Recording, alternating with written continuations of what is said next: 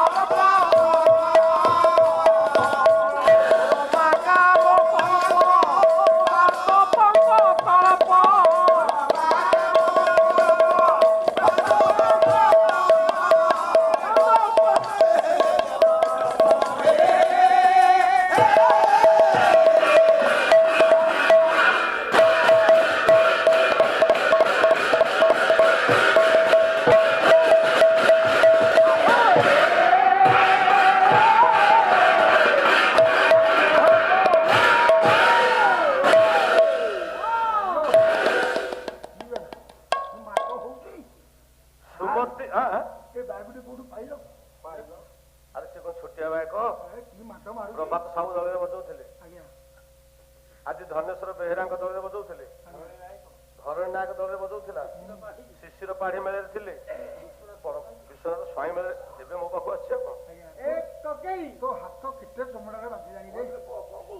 ବସ ବସ କବି କହିଲେ ମା ଆମେ କୋଉ ଜାଗାକୁ ଯିବା ନା ସୁମତି ଦେଇ ବିଚାର ସୁମତି ଏ ଉତ୍ତମ ମତି ବିଶିଷ୍ଟ ପଣ୍ଡିତ ଗଣ ଉତ୍ତମ ମତିକି ଦେଇକି ବିଚାର କର। କୋଉ ଜାଗାକୁ ଯିବା ବୋଲି କବି କହିଲେ ସମ୍ବୁଦ୍ଧି ମଧ୍ୟବର୍ତ୍ତୀ ଦ୍ୱାରାବତୀ। ଅବୁଦ୍ଧି କହିଲେ ସମୁଦ୍ର, ସମୁଦ୍ର ଭିତରେ ଗୋଟିଏ ନଗର ଅଛି, ତା ନାଁ ହଉଛି ଦ୍ୱାରାବତୀ ନଗର କି ଦ୍ୱାରକା କଟକ। ସମୁଦ୍ର ଶୁଖିଲା ନା ପାଣି? ସମୁଦ୍ର ପାଣି ଜଳ, ଜଳ ଭିତରେ ଘର। ହଁ ଯୋଉ ଜଳ ଭିତରେ ଘର କଲେ ଠାକୁର, ସେ ଘର ଭିତରେ ପାଣି ପଶି ଯାଉନି? ପଶିବନି। ପାଣି କେମିତି ପଶିବ? ଘରେ କଣ ନାହିଁ, ମୂଷା ଫୁଷା ହେଇ କିଛି କଣ ନାହିଁ। ଆରେ ପ୍ରଭୁ ଯୋଉଠି ରହିବେ ସେଠି କଣ ଜଳ ପବନ କଣ ସେ ଯିବା ଆସିବା କରିବ? ନାଇଁ ନାଇଁ ଶୁଣ, କବି କହିଲେ ଆମେ ସମସ୍ତେ ସାଗର ମଧ୍ୟକୁ ସମୁଦ୍ର ମଧ୍ୟକୁ ଯିବା। ସମୁଦ୍ର ମଧ୍ୟରେ ଗୋଟିଏ ପୁର, ସେ ପୁରରେ ଆଜି ଆପଣ ମାନଙ୍କର ଭଗବାନ କୃଷ୍ଣ ମା ରାଜା ଅଛନ୍ତି, ରାଜମାତା ଦେବକୀ ବସିଛନ୍ତି, ଅଷ୍ଟପଟବଂଶୀ ଅଛନ୍ତି। ଦ୍ୱାରକା କଟକରେ ଭଗବାନ କୃଷ୍ଣଙ୍କର ମନ ଦିନେ ଦୁଃଖ ଥାଏ। କୃଷ୍ଣଙ୍କ ମନ ଦୁଃଖ ଥିଲା ବେଳେ ଅଷ୍ଟପାଟବଂଶୀ ରୁକ୍ମିଣୀ, ସତ୍ୟଭାମା, କାଳିନ୍ଦୀ, ଜାମ୍ବବତୀ, ମିତ୍ରବିନ୍ଦା, ସତ୍ୟା, ଏଇ ଅଷ୍ଟପାଟବଂଶୀ ଯେତେବେଳେ ଦେଖିଲେ ଭଗବାନ କୃଷ୍ଣ ରାଜୁତି କରୁଥାନ୍ତି, ସର୍ବ ସୁଖରେ ପ୍ରଜାମାନେ ଥାନ୍ତି। ଦିନେ ସକାଳ ଉଠିଲା ବେଳେ, ପ୍ରଭାତରେ ଉଠିଲା ବେଳେ କୃଷ୍ଣଙ୍କ ମନରେ ଟିକେ ଦୁଃଖ ଥାଏ। ଆଜ୍ଞା ଦୁଃଖ କାହିଁକି ହେଲା? ଆଖିରୁ ଧାର ଧାର ଲୁହ ଝରି ଯାଉଛି ଭଗବାନ କୃଷ୍ଣଙ୍କର। ଅଷ୍ଟପଟବଂଶୀ ଦେଖିବା ପରେ ପଚାରିଲେ ସ୍ୱାମୀ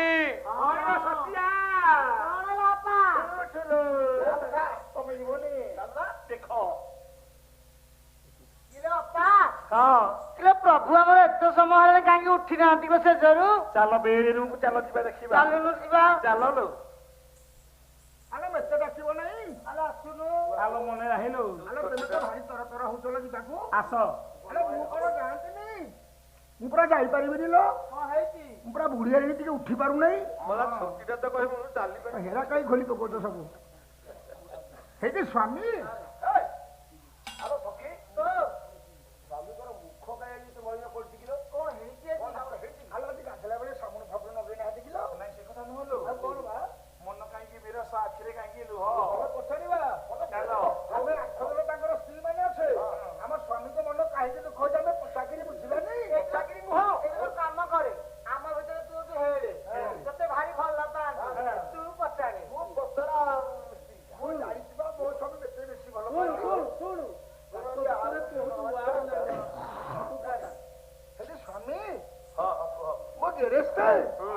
ମୋ ଘଇତା ଏ, ତମେ ଏମିତି ଖାଣ୍ଟି ଓଡିଆ କଣ କହୁଛ?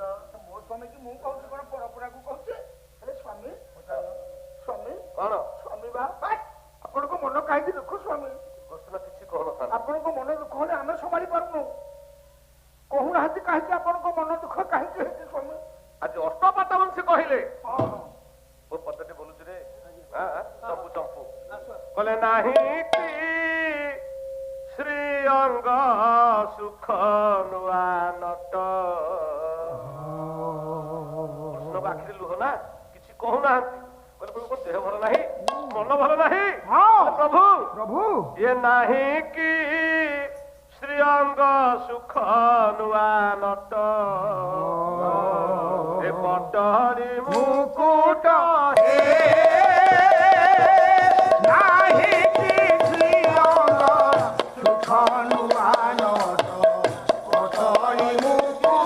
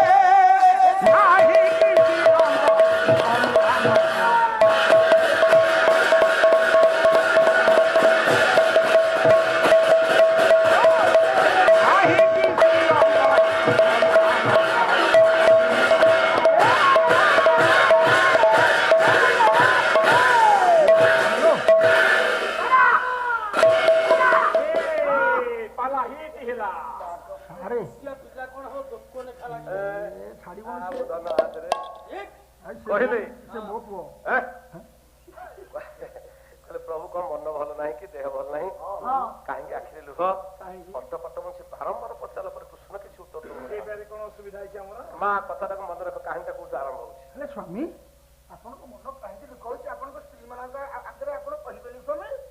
ତ କହିବି ଯେ ଏମିତି କାହିଁ କହିବି ସ୍ୱାମୀ? ତମେ ଶୁଣିବାକୁ ଚାହୁଁଛ? ଯଦି ଶୁଣିବା ପାଇଁ ଚାହୁଁଛ ତାହେଲେ ମୁଁ ସତ କହୁଛି କାହିଁକି ମୋ ମନ ଆଜି ଦୁଃଖ କାହିଁକି ମୋ ଆଖିରୁ ଲୁହ ଝରି ଯାଉଛି ଶୁଣିବ। ମୋର ଆଜି ଜଣକର କଥା ମନେ ପଡିଗଲା। ମନେ ପଡିଲା ସ୍ୱାମୀ? ମୋରି କଥା ମୋରି କଥା ତମ କଥା ମନେ ପକଉନାହାନ୍ତି କେବଳ ମୋରି କଥା ମନେ ହ୍ୟାଲୋ ମୋ ସ୍ୱାମୀ ମତେ ଆଗ ବାହା ହେଇଥିଲେ। ଆରେ ମୁଁ ତମ ମାନଙ୍କ କଥା ମନେ ପକଉନି ରେ ମୋର ଜଣକ କଥା ମନେ ପଡିଗଲା। ନା କାହା କଥା କହୁନାହାନ୍ତି? ଅଭିମନ୍ୟୁ ସାମନ୍ତ ସିଂହାର ବିଦଗ୍ଧ ଚିନ୍ତାମଣି କହିଲେ ମୋର କାହା କଥା ମନେ ପଡିଲା କି ଶୁଣ କହିଲେ ସେ ସ୍ତ୍ରୀ ବୃଷଭାନୁ ଯେ ମା କିଶୋରୀ ଗୋତ୍ର ନକ୍ଷତ୍ର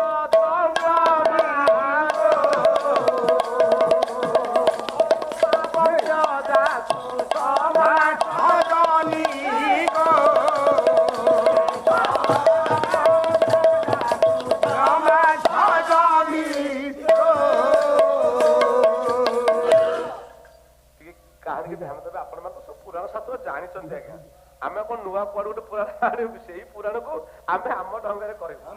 କହିଲେ ଶେଷରେ ବୃଷଭାନୁ ଜେମା ବୃଷଭାନୁ ନନ୍ଦିନୀ ମୋ ମାଇ ରାଧା କଥା ମୋର ମନେ ପଡିଗଲା।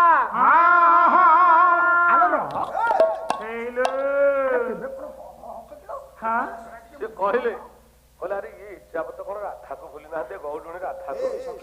ଆଲୋ ନାନୀ ଲୁଚି ସିନା ଗୋଡ ଦିଟା ଦିଶୁଛି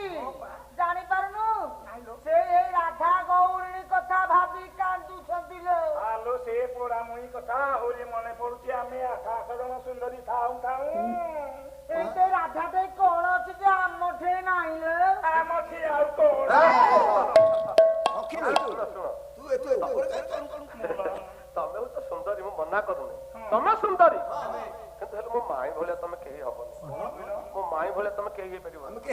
ନା କାହିଁକି ତମ ମାଇଁ ସେମିତି କଣ ଅଛି ଯେ ଆମର ଚାହା ନାହିଁ? ଶୁଣ, ତ ବୁଝୁନ କାହିଁକି? ଶୁଣ, ମୋ ମାଇଁର ମୁହଁଟା ଏତେ ସୁନ୍ଦର, ଜଗତରେ ଆଉ ସୁନ୍ଦର ମୁହଁ ମୋ ମାଇଁ ଭଳି ମୁହଁ କାହାର ଦେଖିବ? ମୋ ମୁହଁଠୁ ସୁନ୍ଦର। କହିଲେ ମୋ ମାଇଁର ମୁହଁଟା କେତେ ସୁନ୍ଦର, କେତେ ସୁନ୍ଦର। ଦେଖନ୍ତୁ ଅଭିମନ୍ୟୁ ସାମର୍ଥ୍ୟ କେତେ ସୁନ୍ଦର କଥା ଲେଖିଛନ୍ତି ଆଜ୍ଞା, କେତେ ସୁନ୍ଦର କୃଷ୍ଣ ରସ। କୃଷ୍ଣ କହିଲେ ମୋ ମାଇଁ ମୁହଁଟା କେତେ ସୁନ୍ଦର, ଶୁଣ ମୋ ମାଇଁ ମୁହଁଟା କେତେ ସୁନ୍ଦର। ନା ଛଡାଇ ହୃଦରୁ ମସି ଗୋଟିଏ ହୋଇଲେ କୋଟିଏ ବସିବ, ବୃକ୍ଷ ପରି ଯିବେ ଦିଶି ଅନାଇବ, ପରି ଯିବେ ଦିଶି ଅନାଇବ। କହିଲେ ମୋ ମାଇଁ ମୁହଁଟା ଏତେ ସୁନ୍ଦର, ନିଜ ସ୍ତ୍ରୀ ପାଖରେ ଯଦି ଅନ୍ୟ ନାରୀର ପ୍ରଶଂସା କରିବା ଆଜ୍ଞା, ଆମ ସ୍ତ୍ରୀକୁ ସମ୍ଭାଳିବେ? ସମ୍ଭାଳିବେନି। କହିଲେ ମୋ ମାଇଁ ମୁହଁଟା ଏତେ ସୁନ୍ଦର, ମୋ ମୁହଁଠୁ ଆପଣଙ୍କ ମୁହଁଟା ଏତେ ସୁନ୍ଦର। ଛଡାଇ ହୃଦୟରୁ ମସି, ମସି କହିଲେ ଆଜ୍ଞା ମଇଳା, ହୃଦୟରୁ ସବୁ ମଇଳାକୁ ଛଡାଇ ଦେଇ ଗୋଟିଏ ଚନ୍ଦ୍ର ଯଦି ଗୋଟିଏ ହେବେ, ତଥାପି ମୋ ମାଇଁ ମୁହଁ ସାଙ୍ଗରେ ସମାନ। ମୋ ମାଇଁ ମୁହଁଟା ଏତେ ସୁନ୍ଦର। ମାନେ ମୋ ମୁହଁଠୁ ଆପଣଙ୍କ ମାଇଁ ମୁହଁଟା ଏତେ ସୁନ୍ଦର? ହଁ, ମୋ ମୁହଁଟା କମ ସୁନ୍ଦର ନଥିଲା। ମୋ ଶ୍ୱଶୁର ଘର ବାଡେଇକି ମୋ ମୁହଁକୁ ଏମିତି କରିଛନ୍ତି। କାହିଁକି ଏମିତି କଲେ? ବାପାଙ୍କର ମୁଁ ଗୋଟିଏ ବୋଲି ପୁଅ। ବାପାଙ୍କର ଗୋଟିଏ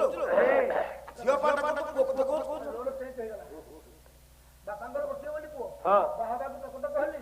ନରସିଂହପୁରରେ ଗୋଟେ ଝିଅଟେ ବାପା ଦେଖିକି ଆସିକି ମତେ କହିଲେ, ପୁଅ ଯାହାରି ନରସିଂହପୁରରେ ସେ ତା ଝିଅ ଦେଖିକି ଆସିବୁ, ବାହାର କରିଦବା। ମନ ଖାଲି ସକ ସକ ବାହାଘର ହବାକୁ। ଆଜ୍ଞା ଧଇଲି ଗୋଟେ ଲୁନା ଆଉ ଚାଲି ଆଉ କବାଡି ଖାଲି 1200 ଟଙ୍କା। ଛାଡ କଣ ହେଲା କହ। এইঠু লুনা গলা 15 কিলোমিটার সুবিধা সবু পৌঁছি গলি আর মতো নেই গোটে উচ্চ জায়গায় বসাই দেলি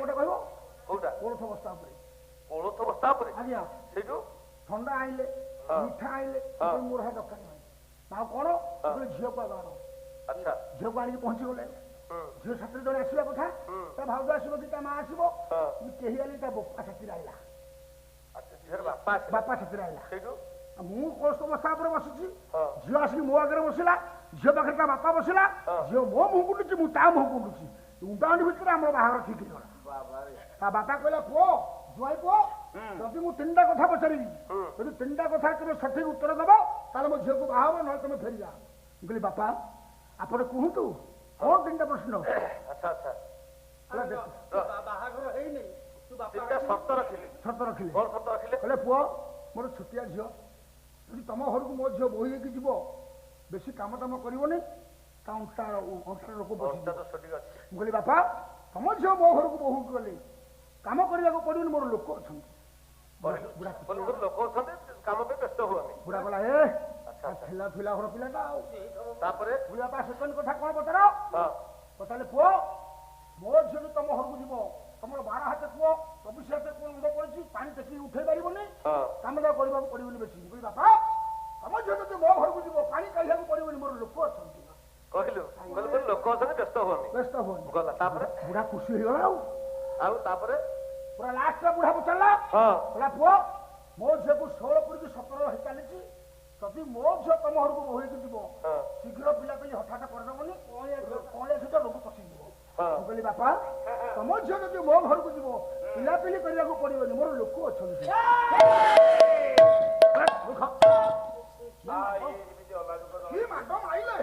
ଗୋଟେ ଟୋକା ଠେଲା ଦୌଡ଼ି ଆସିକି ମୁହଁକୁ ନାଦିଦେଲା କହିଲି ମୋ ମାଇଁ ମୁହଁଟା ଏତେ ସୁନ୍ଦର ମୋ ମାଇଁ ମୁହଁ ସାଙ୍ଗେ କାହା ମୁହଁ ସୁନ୍ଦର ନୁହେଁ ଖାଲି ମୁହଁ ନୁହେଁ ମୋ ମାଇଁର ହସଟା ଏତେ ସୁନ୍ଦର କହୁଛନ୍ତି କିଏ ଭଗବାନ କୃଷ୍ଣ ଅଷ୍ଟପାଠ ବଂଶୀ ଅଛନ୍ତି ତମେ ସିନା ଏମିତି ଖରାପ ଭାବୁଛ ମତେ ମୁଁ ସତ କହୁଛି ମୋ ମାଇଁର ହସଟା ଏତେ ସୁନ୍ଦର ତା ହସ ଭଳିଆ ହସ ଦୁନିଆରେ କାହାର ନାହିଁ କଣ କହିଲେ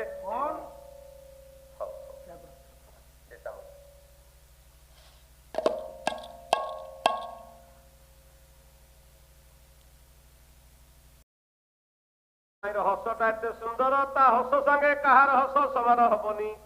ଗୋଟେ ବଡ ଛାନ୍ଦ କବି ପ୍ରବନ୍ଧ ପୂର୍ଣ୍ଣଚନ୍ଦ୍ର ଉତ୍କଳ ଘଣ୍ଟ ଦତ୍ତମଣି କଣ କହିଲେ? କହିଲେ ତମ ମାଇର ହସଟା କେମିତିଆ? କହିଲେ କ୍ଷୀର ସାଗର ଉଦର ଆଦରିଛି। କହୁଛନ୍ତି ମୋ ମାଇର ହସଟା କେମିତିକା? କ୍ଷୀର ସାଗର ଉଦର ଆଦରିଛି ନବ ମୁଦିର ଜ୍ୟୋତି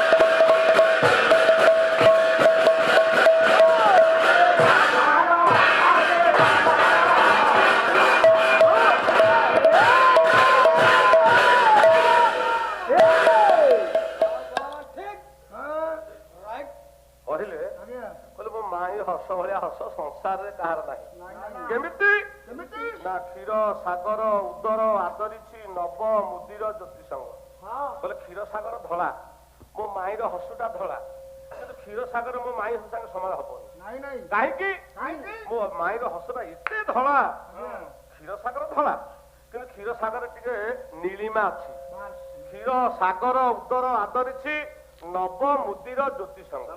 ନବ କହିଲେ ନୂଆ, ମୁଦିର କହିଲେ ମେଘ। ନୂଆ ମେଘର କାନ୍ତିକି ଧାରଣ କରୁଥିବା ନାରାୟଣ କ୍ଷୀର ସମୁଦ୍ର ଭିତରେ ଶୋଇଛନ୍ତି। ଟିକେ ନୀଳିମା ଅଛି, ମୋ ମାଇଁ ହସ ସାଙ୍ଗେ ସମାନ ହବ ହେଲା। ଚଣ୍ଡୀ ନିଷିଧବ ଧବଳ ମିଶିଛି। ଚଣ୍ଡୀ ଧବ ନିଷିଧବ। ଚଣ୍ଡୀ ଧବ କହିଲେ ମା ଶିବ ଠାକୁର। ଶିବ ଠାକୁରଙ୍କର ସବୁ ହଉଛି ଧଳା। ହଁ, ଶିବ ଠାକୁରଙ୍କର ଦେହଟା ଧଳା, ବିଭୂତି ବୋଳି ହେଇଛନ୍ତି, ପାଉଁଶ ପାଉଁଶ ବିଭୂତି ବୋଳା, ଦେହଟା ହେଲା ଧଳା। ତାଙ୍କ ମସ୍ତକରେ ଅଛନ୍ତି ଗଙ୍ଗା, ସିଏ ବି ଧଳା। ମସ୍ତକରେ ଅଛନ୍ତି ଚନ୍ଦ୍ର, ସିଏ ବି ଧଳା। ତାଙ୍କ ଜଟ ଧଳା, ତାଙ୍କ ତ୍ରିଶୂଳ ଧଳା, ଧଳା,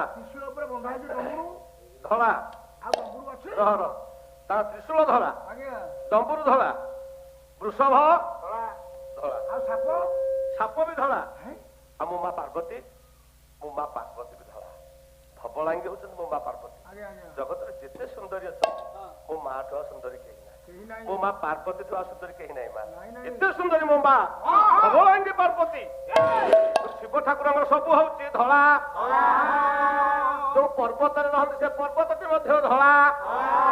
ହିମାଳୟ ପର୍ବତରେ ରହିଥିଲା ବେଳେ, କୈଳାସ କନ୍ଦର ରହିଥିଲା ବେଳେ, କୈଳାସ କନ୍ଦର ବରଫାବୃତ, ସେ ବରଫ ଧଳା। ପ୍ରଭୁଙ୍କର ସବୁ ଧଳା, କିନ୍ତୁ ଗୋଟିଏ ଟିକେ ଅଛି ଆଜ୍ଞା ନୀଳ। ତ ଶିବ ଠାକୁର ମୋ ମାଇଁ ହସ ସାଙ୍ଗେ ସମାନ ହୁଅନ୍ତେ, ତାଙ୍କର ଟିକେ ଦୋଷ ଅଛି। କଣ ନା ସମୁଦ୍ର ମନ୍ଥନୁ ବିଷ ବାହାରିଲା, ପାନ କଲେ ମହାଦେବ।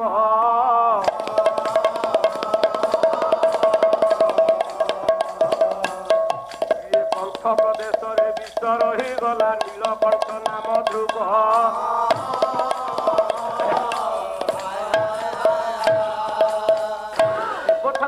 ସବୁ ଧଳା ମୋ ମାଇଁ ହସ ସାଙ୍ଗେ ସମାନ ହୁଅନ୍ତେ, କିନ୍ତୁ ହେଇପାରିବେନି। କାହିଁକି ନା ଶିବ ଠାକୁରଙ୍କ ସବୁ ଧଳା ହେଲେ ଏଇଠି ଟିକେ ନୀଳିମା ଅଛି, ନେଳିଆ ଅଛି। ବିଷ ପିଇଲେ ତ ଏଇ କଣ୍ଠ ପ୍ରଦେଶରେ ଟିକେ ଗରମ ରହିଗଲା, କଳା ବା ନୀଳ ଦେଖାଯାଉଛି, ତେଣୁ ସମାନ ହବନି। ଆଉ ନିଷିଧ ହବ। ନିଶି କହିଲେ ରାତ୍ରି, ଧବ କହିଲେ ସ୍ୱାମୀ। ରାତ୍ରିର ସ୍ୱାମୀ କିଏ? ଚନ୍ଦ୍ର।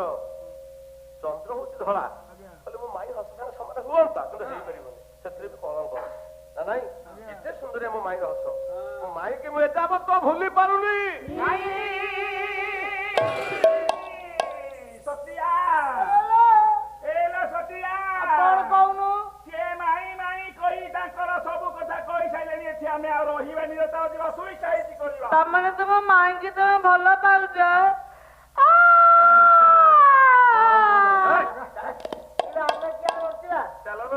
ଆମେ ଦୌଡିକି ମରିବା, ନହେଲେ ସମୁଦ୍ର ବୁଡିକି ମରିବା। ଚାଲେ କହିଲି ଇଏ ତ ତମେ ମାଇକି ଭୁଲି ପାରୁନାହାନ୍ତି, ଆମେ ଆଉ କାହିଁକି ବଞ୍ଚିବା? ଆମେ ସମସ୍ତେ ହତଭାଗିନୀ ହେଇଗଲେ।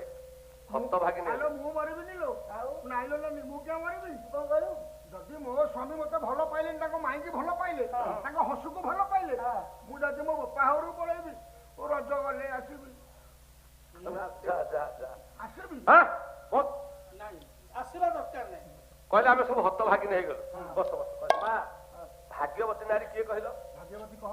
ଜାଣି ଭାଗ୍ୟବତୀ ଶୁଣ। ଭାଗ୍ୟବତୀ କିଏ, ହତଭାଗିନୀ କିଏ? ଭାଗ୍ୟବତୀ ନାରୀ କିଏ ମନେ ରଖ। କହିଲେ ହୋଇଥାଉ ପଛେ ଭଙ୍ଗା କୁଡ଼ିଆଟେ, ନଥାଉ ଧନ ସମ୍ପତ୍ତି, ସ୍ନେହଦାର କପାଳରେ ଅଛି ସେହି ଏକା ଭାଗ୍ୟବତୀ। ହୋଇଥାଉ ପଛେ ଭଙ୍ଗା କୁଡ଼ିଆଟେ, ଘରେ ଖାଇବାକୁ ନଥାଉ, ଚାଳରେ ଚନ୍ଦ୍ର ସୂର୍ଯ୍ୟ ଦେଖା ଯାଉଥାନ୍ତୁ, କିନ୍ତୁ ସ୍ୱାମୀ ସ୍ନେହ ଯୋଉ ସ୍ତ୍ରୀ ପାଉଛି ସେଇ ହଉଛି ଭାଗ୍ୟ। ମନେ ରହିଲା? ଯୋଉ ସ୍ତ୍ରୀ ସ୍ୱାମୀ ସ୍ନେହ ପାଇଲା ସେଇ ହେଲା ଭାଗ୍ୟ।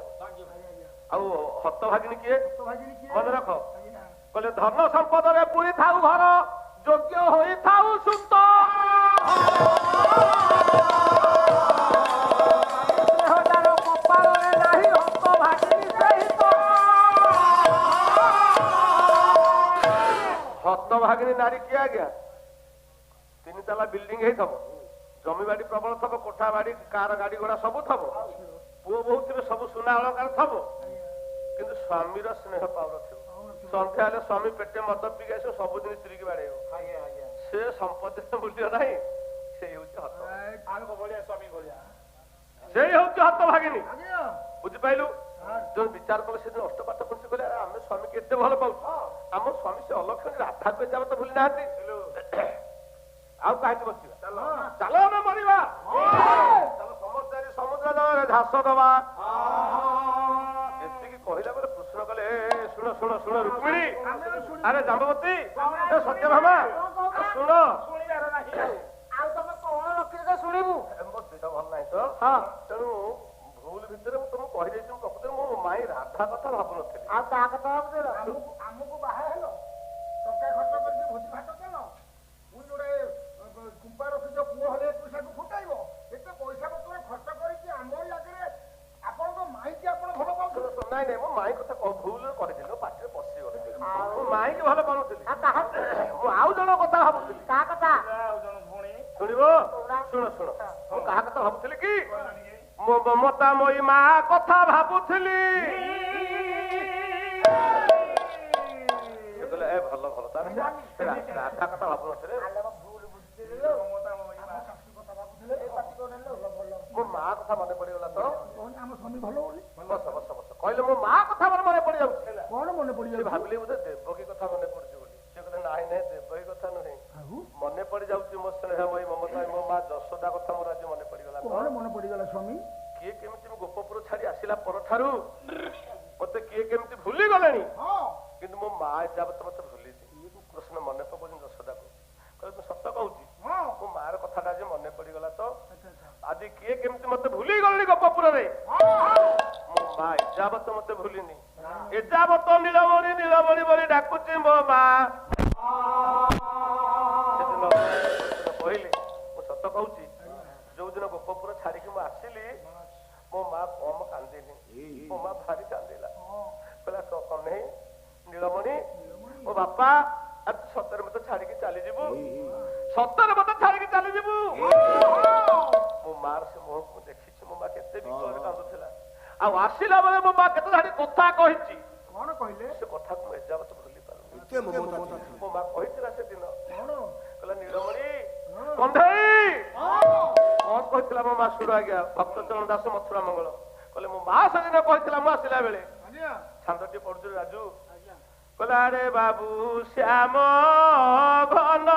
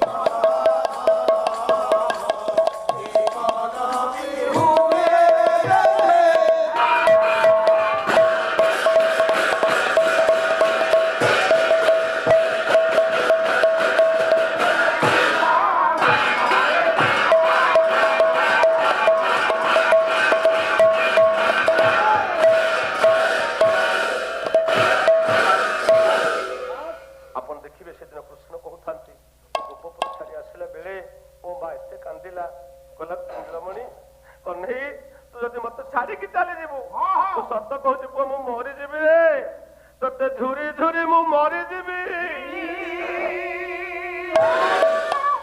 କହିଲେ ମୋ ମା କଥା କାହିଁକି ମନେ ପଡିଲେ କି, ମୁଁ ଯେତେବେଳେ ଗୋପପୁରରେ ଥିଲି ଗାଈ ଚରେଇବେ ପ୍ରତ୍ୟେକ ଦିନ ମୁଁ ଯାଏ ବୃନ୍ଦାବନକୁ। ଦିନକର କଥା ଶୁଣିବ, ଗାଈ ଚରେଇ ଫେରିଲା ବେଳକୁ ବିଳମ୍ବ ହେଇଯାଇଛି, ସନ୍ଧ୍ୟା ହେଇଯାଇଛି, ଫେରି ନଥାଏ ମୁଁ ସେଦିନ ଘରକୁ। ମୋ ମା ସେଦିନ ମନେ ପକଉଛନ୍ତି ଆଜ୍ଞା ଦ୍ୱାରକା କଟକରେ, ଯଶୋଦାକୁ ଭୁଲି ନାହାନ୍ତି କୃଷ୍ଣ। କହିଲେ ସେଦିନ ମୋ ମା ପଚାରିଲା, କହିଲା ସୁଦାମ ଆରେ ସୁବଳ ମଧୁମଙ୍ଗଳ ତମେ ତ ସମସ୍ତେ ଆସିଲ, ମୋ ନୀଳମଣି ମୋ କହ୍ନେଇ ସେ କୁଆଡେ ଗଲା? ଗାଈ ଚରେଇକି ଫେରିଲା ବେଳକୁ ବିଳମ୍ବ ହେଇ ଫେରିଲା ବେଳେ ସେଦିନ ଯଶୋଦା କଲା କଣ, ମୋ ପୁଅ କାହିଁକି ଫେରିନି? ସନ୍ଧ୍ୟା ହେଇ ଆସୁଥାଏ, ଝିପି ଝିପି ବର୍ଷା ହଉଥାଏ। ଆଜ୍ଞା ସର ଲବଣୀ ନେଇକି ଯାଇଛି ବୃନ୍ଦାବନ ଜଙ୍ଗଲ ନିକଟକୁ, ଡାକିଛି ସେଦିନ ନୀଳମଣି କୃଷ୍ଣକୁ ଯଶୋଦା। କୃଷ୍ଣ ସେଇ କଥାଟା କହୁଛନ୍ତି, କହିଲେ ସେଦିନର କଥାକୁ ମୁଁ ଭୁଲି ପାରୁନି, ମୋ ମା କେତେ ମତେ ଭଲ ପାଏ। ସେଦିନ ବୃନ୍ଦାବନ ପାଖକୁ ଗଲା ଆଉ ଡାକିଲା, ମୁଁ ଗାଈ ନେଇକି ଫେରିବା ବିଳମ୍ବ ହେଇଗଲା ତ ମୋ ପୁଅ କାହିଁକି ଫେରିନି ବୋଲି ମୋ ମା ସେଦିନ କହୁଥାଏ। କଣ କହିଲା? କହିଲା ଦୁଃଖୀ ଧନ ନୀଳ ମଣିରେ ଆସମୁ ବାପ ଧନ ନୀଳ ମଣି, ଦୁଃଖୀ ଧନ ନୀଳ ମଣିରେ ବାପ ଧନ ନୀଳ।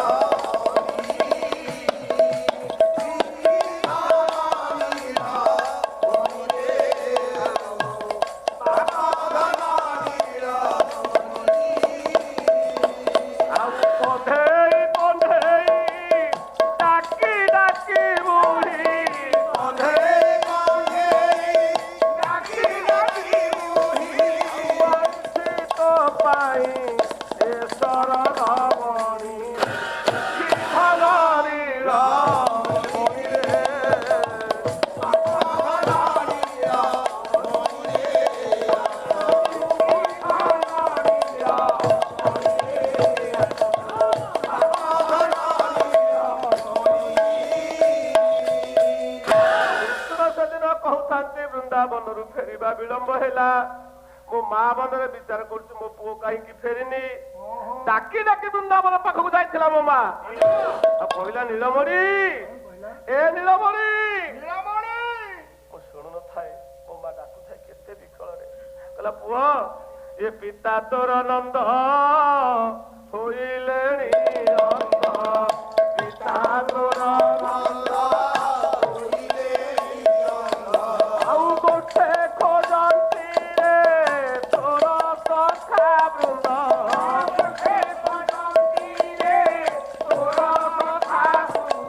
ଆଉ ଧାଇ ଆସି କୋଳେ ବସିଲେ ଗୋବିନ୍ଦ,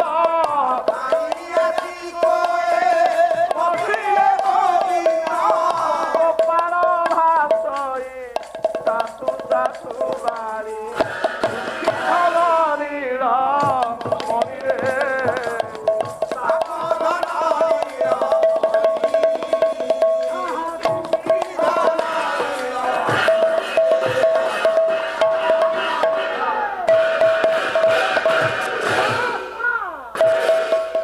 ପାଟବଂଶୀ ଅଛନ୍ତି, ମା ଦେବକୀ ବସୁଦେବ ମଧ୍ୟ ଅଛନ୍ତି। କୃଷ୍ଣ କହୁଛନ୍ତି ଦ୍ୱାରକା କଟକରେ, କହିଲେ ସେଦିନ ମୋ ମା ପାଖରେ ଯେତିକି ସ୍ନେହ ମୁଁ ପାଇଛି, ବୃନ୍ଦାବନରୁ ଫେରିବା ବିଳମ୍ବ ହଉଥାଏ, ମୋ ମା କେତେ ଖୋଜିଲା କେତେ କାନ୍ଦିଲା, ମୋ ପୁଅ କାହିଁକି ଫେରିନି।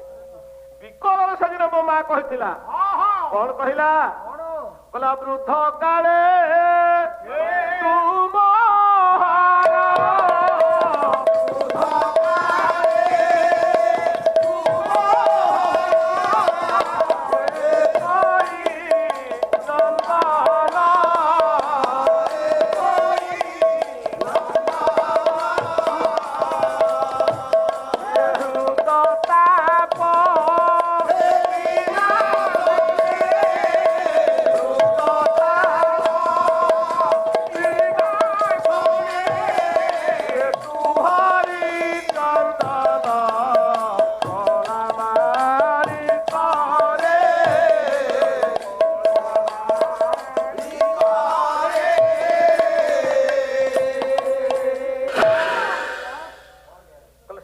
କଥା ମୋର ମନେ ଅଛି। ଆଜ୍ଞା ମୋ ମା ସେଦିନ କହୁଥାଏ ବୃଦ୍ଧ କାଳେ ତୁମର ଏକଇ ନନ୍ଦନ, ମା ମତେ ମାରିବ। ହଁ କିନ୍ତୁ ରାତ୍ରିରେ ଶୋଇଲା ବେଳେ ମୋ ମା ଛାତି ଉପରେ ମୋ ହାତ ନ ପକେଇଲେ ମୋ ମାକୁ ନିଦ ହୁଏନି। ମୋ ମା ମତେ କୋଳରେ ନ ଧରିଲେ ଶୋଇବନି। ମୋ ମା ମତେ କେତେ ଭଲ ପାଏ। ଆଜି ସିନା ମୋ ମାକୁ ଛାଡିକି ମୁଁ ଚାଲି ଆସିଛି, ହେଲେ ଏଯାବତ ମୋ ମା ମତେ ଭୁଲିନି। ନାଇଁ ନାଇଁ ନୀଳମଣି ନୀଳମଣି ବୋଲି ବାରମ୍ବାର ମୋ ମା ଡାକୁଛି। ଆଉ ମୋ ମା କଥାଟା ଆଜି ମନେ ପଡିଗଲା ତ, ତେଣୁ ବାଧ୍ୟ ହଉଛି ମୋ ଆଖିରେ ଧାର ଧାରି ଲୁହ ବୋହି ଯାଉଛି। ହଁ ମୁଁ ସତ କହୁଛି, ମୁଁ ସମସ୍ତଙ୍କୁ ଭୁଲି ଯାଇପାରିବି, ହଁ ହେଲେ ମୋ ମାକୁ ମୁଁ ଭୁଲି ପାରିବି ନାହିଁ। ସେତିକିବେଳେ ଦେବକୀ ଆସି ପହଞ୍ଚିଲେ, କହିଲେ କୃଷ୍ଣ ତୁ ସେ ଅଲକ୍ଷଣୀ ଯଶୋଦାକୁ ଆଜି ଯାକେ ଭୁଲିନୁ। ଯେତେବେଳେ ଯଶୋଦାକୁ ମା ଅଲକ୍ଷଣୀ ବୋଲି କହିଦେଲେ ଦେବକୀ, କୃଷ୍ଣ କହିଲେ ମା ମୋ ମାକୁ ତମେ ଅଲକ୍ଷଣୀ କୁହନି, ମୋ ମା ଅଲକ୍ଷଣୀ ନୁହେଁ। ଦୁନିଆରେ ଯେତେ ମା ଅଛନ୍ତି ମୋ ମା ଯଶୋଦା ମା ଭଳି ମା କେହି ନାହିଁ। କେତେ ଭଲ ପାଉଥିଲା ମୋ ମା ମତେ, ଅଲକ୍ଷଣୀ କାହିଁକି କହୁଛୁ? ତୁ ଭାବୁଛୁ ମୋ ମା ମତେ ମାରୁଥିଲା ତ, ମୋ ମା ସିନା ମାରିବ, ରାତ୍ରିରେ କୋଳରେ ନ ଧରିଲେ ମୋ ମାକୁ ନିଦ ହବନି। କାହିଁକି ମୋ ମାକୁ ଅଲକ୍ଷଣୀ କହୁଛୁ? ଆଉ ମୁଁ କହୁଛି ମା, ଦୁନିଆରେ ଯେତେ ମା ଅଛନ୍ତି, କହିଲେ କୋଟି ଗୁରୁରୁ ଗରୁ ଗର୍ଭଧାରୀ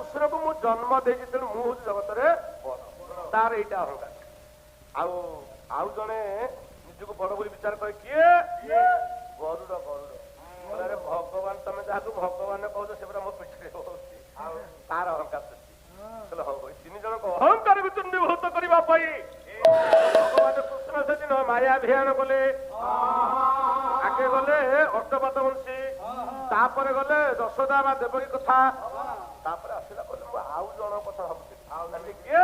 ମୁଁ ଛୋଟିଆ ଡଙ୍ଗା କଥା ଭାବୁଥିଲି।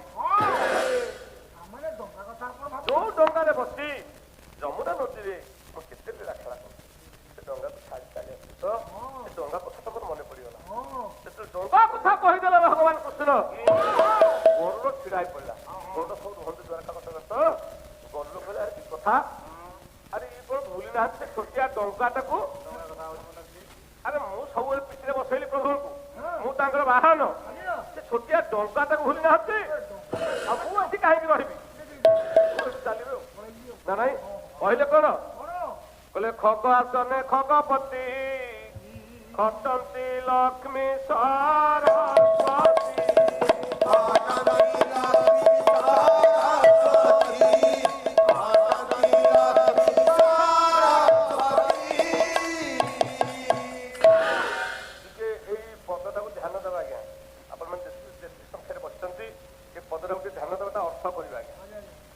ଜାଣିନାହାନ୍ତି ବୋଲି ମୁଁ କହୁନି, ଦେଖେ ଅର୍ଥ କଣ ୟା ଭିତରେ ଅଛି। ବହି ହଉଛି କମଳ ଲୋଚନ ଚୌକିଟା, କବି ହେଲେ ବଳରାମ। ସେ କହିଲେ ଖଗ ଆସନେ ଖଗପତି, ଖଟନ୍ତି ଲକ୍ଷ୍ମୀ ସରସ୍ୱତୀ। ମୋ ମା ମାନେ ତମେ ମାନେ ଟିକେ ଶୁଣିଥା, ଖଗ କହିଲେ କଣ? ଖ ଅର୍ଥ ହଉଛି ଆଜ୍ଞା ଆକାଶ, ଗ କହିଲେ ଗମନ କରିବା।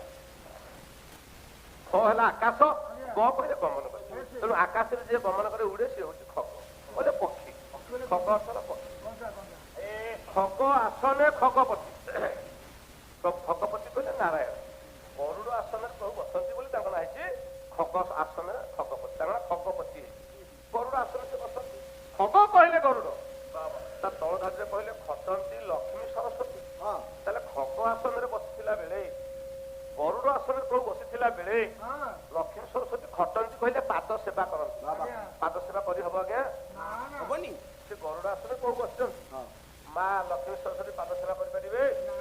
ଆରେ ପ୍ରକାଶ, ତୋ ସ୍ତ୍ରୀକି ତୁ ମୋଟର ସାଇକେଲ ବସେଇକି ନେଇକି ଯାଉଛୁ, ତୁ ଆଗରେ ଗାଡି ଚଲାଉଛୁ, ତୋ ସ୍ତ୍ରୀ ପଛରେ ବସିଛି, ସେ କଣ ତୋ ପାଦ ସେବା କରିପାରିବ? ଥରେ ଆପଣଙ୍କର ବୁଝିକି ଯାଇକି ମୁଁ ଗୋଡ ଦେଖେଇଦେଲି, ବାଇକ ମୁଁ ଚଲାଉଛି, ପଛରେ ତୁ ପିନ୍ଧିକି ବସିଥିଲା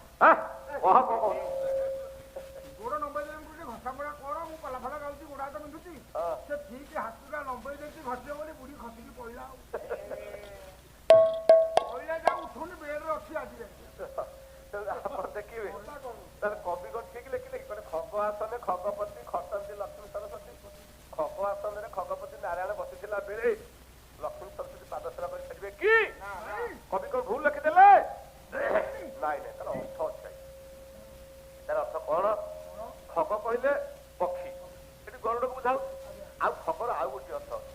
ଖ ଅର୍ଥ ହଉଛି ଆଜ୍ଞା ଆକାଶ, ଆଉ ଖ ଅର୍ଥ ହଉଛି ଗାତ, ଗର୍ତ୍ତ, ଗର୍ତ୍ତ ଆଭିଧାନିକ ଅର୍ଥ।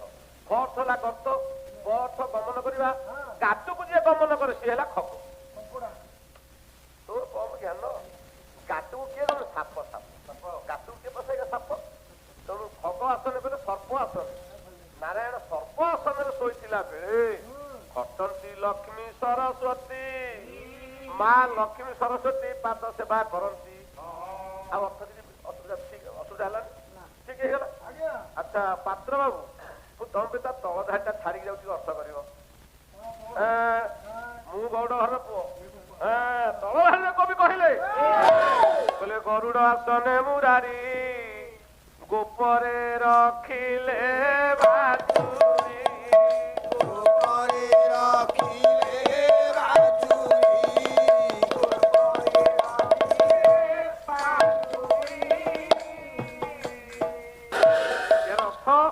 ଗରୁଡ଼ ଆସନେ ମୁରାରୀ, ଗରୁଡ଼ ଆସନରେ ମୁରାରୀ ନାରାୟଣ ବସିଥିଲା ବେଳେ ବସିକି ଗୋପରେ ରଖିଲେ ବାଛୁରୀ। ଗୋପରେ ଗାଈ ଚରେଇଲା ବେଳେ ସେ କଣ ଗରୁଡ଼ ଆସନରେ ବସି ଗାଈ ଚରଉଥିଲେ?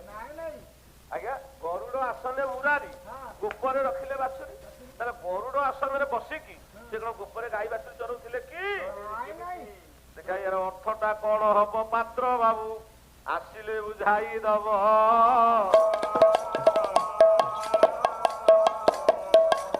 ମହାବୋହି ବୁଝିବଟି କେନ୍ଦୁଝରର ଏ ଭାବ। ତାହେଲେ ମୁଁ ଜାଣିବ ତମେ କେନ୍ଦୁଝରର ଜଣେ ଯୋଗ୍ୟ ପୁଅ, ଯୋଗ୍ୟ ଗାୟକ। ତେବେ ଯେତେବେଳେ ଗରୁଡ଼ କହିଲେ ମୁଁ ଆଉ କାହିଁକି ବଞ୍ଚିଛି, ଡଙ୍ଗାକୁ ଭୁଲିନ, ତାକୁ ତମେ ଭଲ ପାଉଛ ମୁଁ ଆଉ କାହିଁକି ବଞ୍ଚିବି ଏଇ କଥା ଭାବି ଗରୁଡ କହିଲେ ମୁଁ ଆଜି ଦ୍ୱାରକାପୁର ଛାଡି ଚାଲିଯିବି।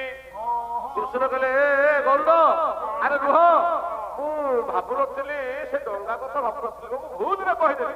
ସମସ୍ତେ ଯେତିକି ବର୍ଷ ହେଇଥିଲା ବେଳେ ଯେତିକି ସମୟରେ ଗୋଟିଏ ଘଟଣା ଘଟିଲା। କଣ ହେଲା ବୋଲେ କାଳେ ବାରିଦ ଉହାରେ ସୁବିଲା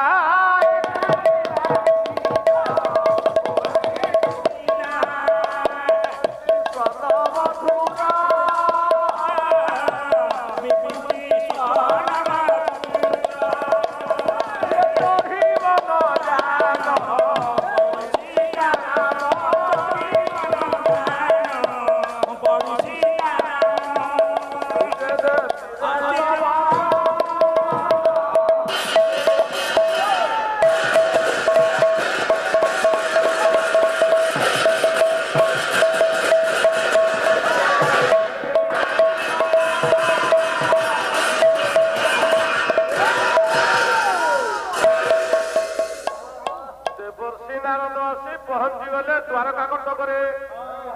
ଦ୍ୱାରକା କଟକରେ ପହଞ୍ଚିଯିବା ପରେ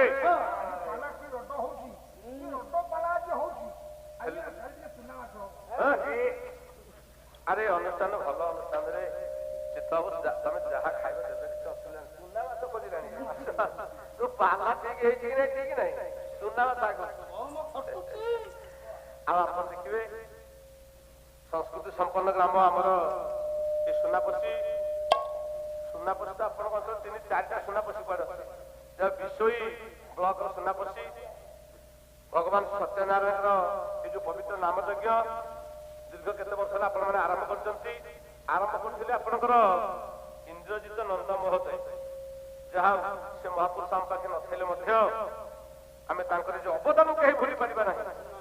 କିମ୍ବା ଏ ଯୋଉ ସାଂସ୍କୃତିକ କାର୍ଯ୍ୟକ୍ରମ ଆମେ ଏଠି ବସିଛି ଏଥିରେ ଆମର ଲାଭ କଣ କାଲି କହିବେ ଆଜି କହୁନ। ଆପଣ ଯୋଉ ବସିଛନ୍ତି ଏ ଅନୁଷ୍ଠାନ ହଉଛି ପଇସା ଖର୍ଚ୍ଚ ହଉଛି। ଆମେ ତ ଆସିଲୁ ପାଲା ଗାଈରୁ ପଇସା ନେଇକି ପଳେଇବୁ। ଲାଇଟ୍ ମାଇକି ମାନେ ପଇସା ନେବେ ନନା ସେ ପୂଜା କରିକି ପଇସା ନେବେ। ଆପଣଙ୍କ ଲାଭ କଣ? ଆପଣଙ୍କ ଲାଭଟା କଣ? ଲାଭ ଅଛି ଲାଭଟା ଆଜି କହୁନି କାଲି କହିବି ଲାଭଟା କଣ? ହଁ ଯାହା ପହଞ୍ଚିଗଲା ପରେ ସମସ୍ତେ ଏକା ଆଚ୍ଛା କହିଲେ ଆଜ୍ଞା ଦେବର୍ଷୀ ନାରଦ କୃଷ୍ଣକୁ ମୁଣ୍ଡିଆ ମାରିବେ ନା କୃଷ୍ଣ ଦେବର୍ଷୀ ନାରଦ ମୁଣ୍ଡିଆ ମାରିବେ? ଦେବର୍ଷୀ ନାରଦକୁ ଭଗବାନ କୃଷ୍ଣ ମୁଣ୍ଡିଆ ମାରିବେ ନା ଆଉ କେମିତି ବୁଝିଲୁ? ଦେବର୍ଷୀ ନାରଦ ବଡ କୃଷ୍ଣ ସାନ। କୋଉଥିରେ ତାଙ୍କର ଦୋକା ଅଛି ତାଙ୍କର ଦୋକା ନାହିଁ। ଆଉ କୋଉଥିରେ? ସେ ମହର୍ଷି ଋଷି ପାଠ କହିପାରିଲୁ। ଦେବର୍ଷୀ ନାରଦ ଜାଣିଛନ୍ତି କୃଷ୍ଣ କୃଷ୍ଣ ଜାଣିଛନ୍ତି ଦେବର୍ଷୀ ନାରଦ କିନ୍ତୁ ମାନବୀୟ ଲୀଳା ଚାଲିଛି ତ ସେ କଥାଟା ଓଲଟା କହିଛି। ଆପଣ ଦେଖୁନାହାନ୍ତି ରାମ ଯେତେବେଳେ ରାବଣ ପାଖକୁ ଚିଠି ଲେଖିଲେ ସେ ତାଙ୍କୁ ମୁଣ୍ଡିଆ ମାରିଥିଲେ ନା? ରାମ ରାବଣକୁ ମୁଣ୍ଡିଆ ମାରିଲେ କାହିଁକି ନା ସେ ବ୍ରାହ୍ମଣ। ରାମ ତାଙ୍କ ଜୀବନରେ କୋଉଠି ମର୍ଯ୍ୟାଦା ହାନି କରିନାହାନ୍ତି। ବ୍ରାହ୍ମଣ ବୋଲି ମୁଣ୍ଡିଆ ମାରିଲେ ପ୍ରଣାମ କରିଥିଲେ। କୃଷ୍ଣ ଆଜି ସମସ୍ତେ ଦେବର୍ଷୀ ନାରଦ ମୁଣ୍ଡିଆ ମାରିବାକୁ ଆସିଲା ବେଳେ ଦେବର୍ଷୀ ନାରଦ ପାଦ ଫେରାଇ ଆଣିଲେ।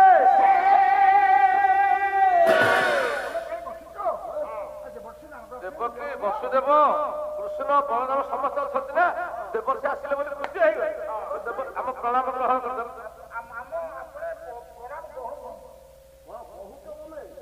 ଛୋଟା ଗୋଟେ ଠିକ ନ କରେ ଆପଣ ତ ଆସିଲେ ଆମ ପାଖକୁ ଆପଣ ଆସିଲେ ମୋର ଧୋଇ ଆରେ ନାଦର ମହାମୁନି ଆସିଲେ ଗୋଡ ଫେରାଇ ଦେଲେ। ସମସ୍ତେ ଆଶ୍ଚର୍ଯ୍ୟ ହେଲେ। ସମସ୍ତେ କହିଲେ କଥା ଆମେ ମୁଣ୍ଡିଆ ମାରୁଛ ପାଦ ଫେରାଇ ଦେଉଛ। ତମମାନଙ୍କର ପ୍ରଣାମ ଗ୍ରହଣ କରିବି। ତମମାନଙ୍କର ପ୍ରଣାମ ଗ୍ରହଣ କରିବିନି। ସମସ୍ତେ ହଉଛ ପାପୀ। ତମ ବାପା ପାପୀ ମା ପାପୀ ତମେ ଦି ଭାଇ ପାପୀ। ତମେ ସମସ୍ତେ ପାପୀ। ଆମେ ପାପୀ ତମେ ଦି ଜଣ ତମେ ହଉଛ ଆଗେ ପାପୀ। ଆମେ ଦି ଜଣ ସମସ୍ତେ ପାପୀ। ହଁ ତମର ତମର କଣ ମନେ ନାହିଁ? କିଛି ମନେ ନାହିଁ? ଶୁଣ ତମର 7ଟା ପୁଅ ବଂଶ ମାରିଦେଲା। ତମ ଭାଇ ମାଇଲା ପରେ ଯେତେବେଳେ ଅଷ୍ଟମ ଗର୍ଭରେ ଏଇ ପୁଅଟା ଜନ୍ମ ହେଲା ତମ ସେତେବେଳେ ଗୋଟେ ସଂକଳ୍ପ ମଧ୍ୟ ତମର ମନେ ନାହିଁ। ଭୁଲି ଯାଇଛ? ଭୁଲି ଯାଇଛ? ବିପଦରେ ପଡିଲା ବେଳକୁ ମା ମଙ୍ଗଳାକୁ ମା ଠାକୁରରେ କୋଟି ମୁଣ୍ଡିଆ ମାରିଦ ଲାଗିବ ବିପଦ ପରେ ପରେ ଆଉ ମା କିଛି ନାହିଁ ଇଏ ସେମିତି କାମ ହେଇଗଲା ଦେବକୀ ବସୁଦେବ କହିଲେ କହିଲା ମୋର ତ ମନେ ନାହିଁ ମନେ ନାହିଁ ଶୁଣ ମୁଁ କହିଦେଉଛି ହେଇଗଲେ ଜଗନ୍ନାଥ ସୂର୍ଯ୍ୟ ଭାଗବତ କହିଲେ ତମେ ସେଦିନ କହିଥିଲ ଏଇ ଅଷ୍ଟମ ଗର୍ଭର ଫଳ ତୁମର ବଞ୍ଚି ରହିବ କଣ କରିବି କହିଲେ ଐତେ ଧେନୁ ସମର୍ପିବି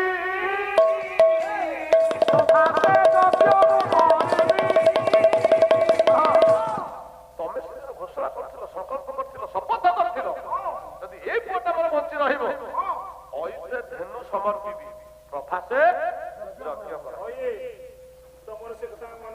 ମନେ ପଡିଲା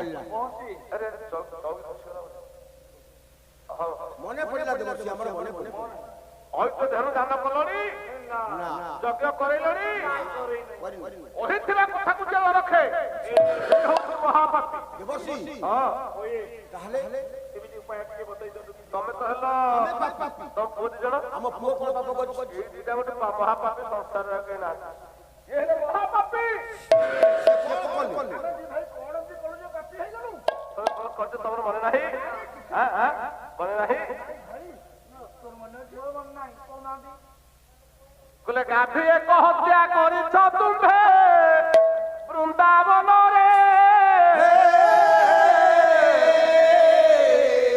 ନାରୀ ଏକ ହତ୍ୟା କରିଲ ପୁଣି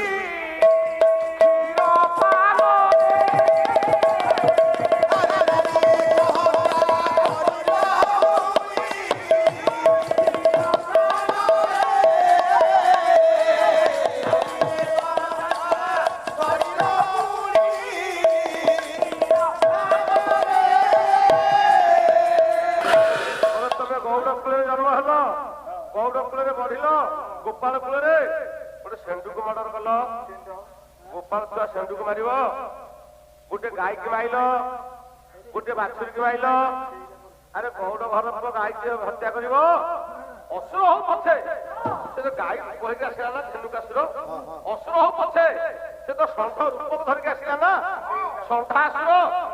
ଷଣ୍ଢାସୁରକୁ ମାଇଲ ଧେନୁକାସୁରକୁ ମାଇଲ ବସ୍ତାସୁରକୁ ମାଇଲ ଗୌଡ଼ ଘର ଜନ୍ମ ହେଇକି ଏଇ କାଣ୍ଡଟି କରିଛ ନା ନାହିଁ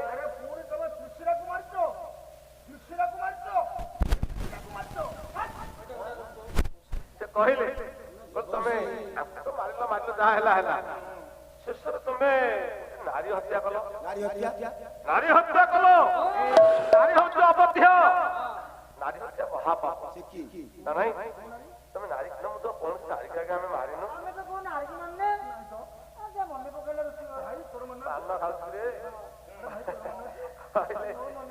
କହିଲେ ନାରୀକି ତ ହତ୍ୟା ଆମେ କରିନା ମନେ ନାହିଁ ତମର ସେଦିନ 3 ଦିନ ତମେ ହେଇଥିଲ 3 ଦିନର ପୁଅ କଂସ ପଠେଇଲା ତା ଭଉଣୀ ପୁତଳାକୁ ଏତେ ସୁନ୍ଦର ରୂପ ହେଇକି ଆସିଲା ପୁତଳା ଏତେ ସୁନ୍ଦର ରୂପ ହେଇକି ଆସିଲା ପକ୍ଷରେ ଆଜି ତନାଗ୍ରରେ ସେ ବିଷ ଭରିକି ଆସିଛି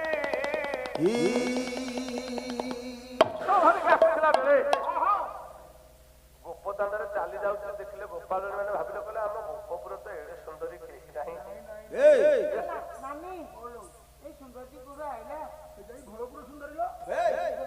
ସୁନ୍ଦରୀ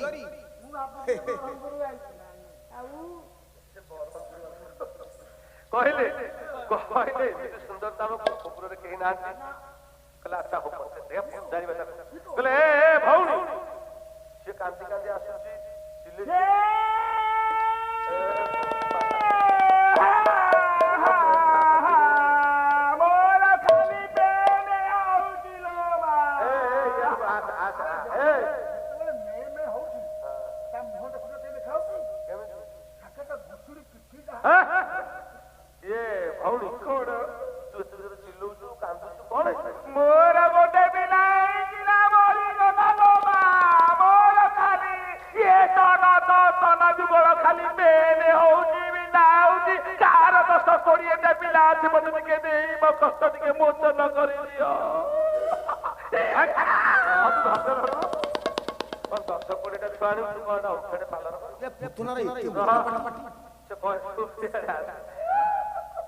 କହିଲା ସେଦିନ ସୂଚନା ଦିବ୍ୟ ତରୁଣୀ ରୂପ ନେଇକି ଯାଇଛି କହିଲେ ମୋର କୁମର ଏବେ ମଲା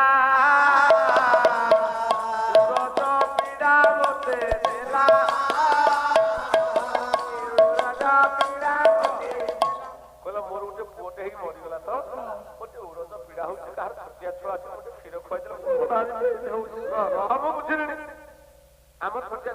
ନାହିଁ କେବଳ ଏବେ 3 ଦିନ ତଳେ ଗୋଟେ ଛୁଆ ଜନ୍ମ ହେଇଛି ଆମ ନନ୍ଦରାଣୀଙ୍କର ଚାଲ ସେଇଠିକି ଯିବା ତତେ ସେଇଠି କ୍ଷୀର ଖୁଆଇବୁ ଚାଲ 3 ଦିନ ହେଲା ତାକୁ ଧରିକି ଯା। କୌଣସି ପିଲା ନାହାନ୍ତି କ୍ଷୀର ଖାଇବା ପାଇଁ ତ ଉରଜ ପିଲା ହଉଛି ଓମ୍ଫେଡେ କମ୍ପାନୀ ଧରୁନୁ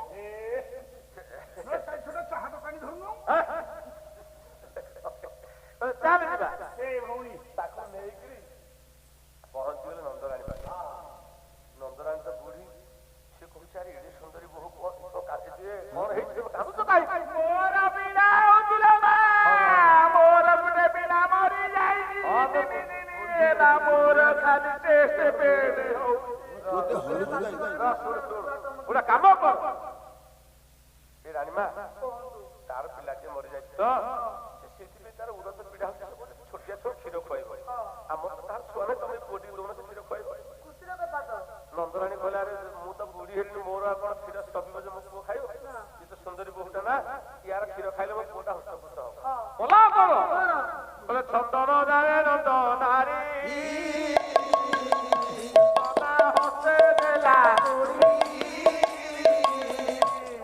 ପୁତନା ହାତରେ ଧରେ ଦେଲା କନେଇକି 3 ଦିନର ପୁଅ ନେ ନେ ଭଉଣୀ ମା ତମର ଏଇ ଗୋଟାକ ପିଲା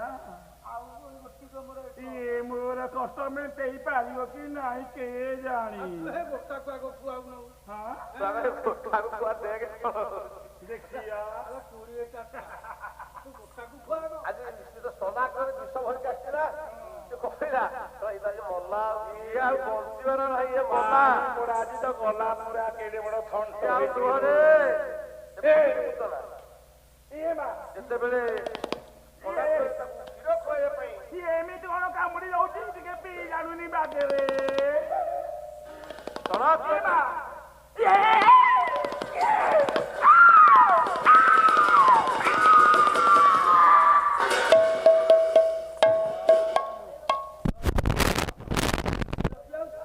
ବିଷ ଦେଇକି ଆସିଲା ସନାଗ୍ରରେ କଲେ କଣ ସେ ଭାବୁଛି ଏଟା ଛୁଆଟା ମଲା ଆଜି ତାଙ୍କ ରାସ୍ତା ନାହିଁ କିନ୍ତୁ ହେଲା କଣ ପଞ୍ଚପରାଣ କ୍ଷୀର ସଙ୍ଗେ ରହିଲେ ଗୋବିନ୍ଦର ଅଙ୍ଗେ କହିଲେ ହଉ ପଞ୍ଚପରାଣ କ୍ଷୀର ସଙ୍ଗେ ରହିଲେ ଗୋବିନ୍ଦ ତା 5 ପ୍ରାଣ ଛାଡ଼ିଦେଲେ ମଲା ପୁତନା ଦେବତୀ କହିଲେ ତମେ ସେଦିନ ପୁତନାକୁ ମାରିଲା ସବୁ ସେଟା ମାଇଲେ କିନ୍ତୁ ଯଶୋଦାକୁ ଯୋଉ ମୁକ୍ତି ଦେଲେ ପୁତନାକୁ ସେଇ ମୁକ୍ତି ବି ଦେଇଥିଲେ ନା ନାଇଁ କହିଲେ ଖସି ପଡୁଛି କି ଆକାଶ କିଏ ଗଙ୍ଗା ଯମୁନା ସଙ୍ଗେ ପ୍ରାଣ ଶୋଷିଲେ ଦାସ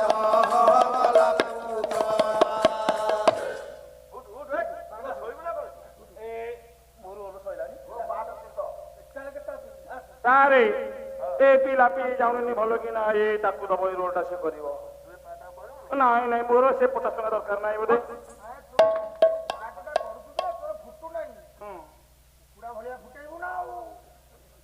ଦେବର୍ଷି ନାରଦ କହିଲେ ତମେ ସେଦିନ ଗୋଟେ ନାରୀକି ହତ୍ୟା କଲ ଷଣ୍ଢକୁ ମାଇଲ ଗାଈକି ମାଇଲ ବାଛୁରୀକି ମାଇଲ ମାମୁକୁ ମାଇଲ ମାଇ ମାନଙ୍କୁ ବିଧବା କରିଦେଲ ଏତେ ସବୁ ତମେ କାମ କରିଛ ତମେ ହଉଛ ମହାପାପୀ ତମେ ମହାପାପୀ ତମକୁ ତମର ପ୍ରଣାମ ଗ୍ରହଣ କରିବେନି ସମସ୍ତେ ଏକାଠି ହେଇଗଲେ ଦେବର୍ଷି ଆରେ ପାପୁର କେମିତି ମୁକ୍ତି ପାଇବୁ ଟିକେ କୁହ ନା ପାପୁର ମୁକ୍ତି ପାଇବ ଗୋଟିଏ ତମେ କାମ କଲେ ତମେ ସମସ୍ତେ ହଉଛ ପାପୀ ଗୋଟିଏ କାମ କଲେ ପାପର ମୁକ୍ତି ପାଇବ ସେ କାମଟା କଣ କହିଲେ ପ୍ରଭାସ ତୀର୍ଥରେ ଭୀମ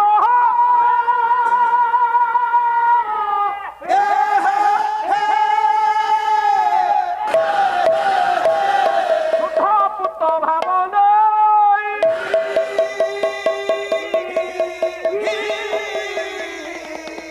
ଆଉ ଦେବତା ମାନବ ସାଧବ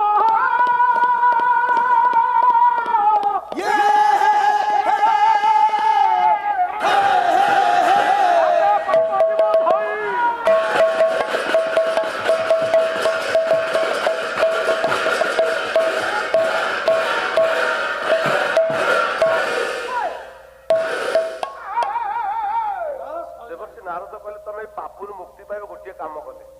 ନା କଣ କାମ କହୁନା?